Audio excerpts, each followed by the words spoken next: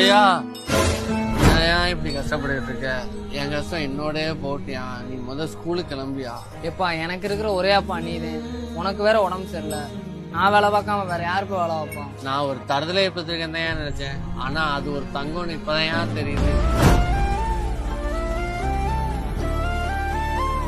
இந்த உலகத்துக்கு சோறு போறதே விவசாயம் தான். அந்த விவசாயம் பண்ற கூட ஆள்லாம் போச்சு.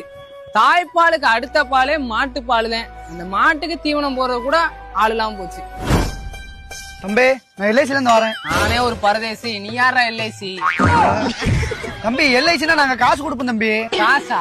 காசெல்லாம் அந்த கட்டில படுத்துருக்கான் பாரு, அவன்கிட்ட போய் கொடு. லட்சத்தோட மதிப்பு தெரியாம தம்பி பேசிட்டு இருக்கேன். லட்சமா?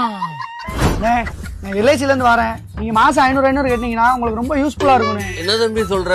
ஆமாண்ணே, நீங்க மாசம் 500 கட்டிட்டு வந்தீங்கன்னா நீங்க செத்ததுக்கு அப்புறம் உங்க ஃபேமிலிக்கு 10 லட்சம் ரூபாய் கையில கொடுத்துருவோம். தம்பி என் பேர்ல ஒரு 500 எழுதிக்கோங்க. சரிங்கண்ணே. யோ எல்ஐசி, யோ எல்ஐசி, காசு 10 லட்சம் முடியா? தம்பி அது உங்க அப்பா செத்தாதான் காசு தருவோம்.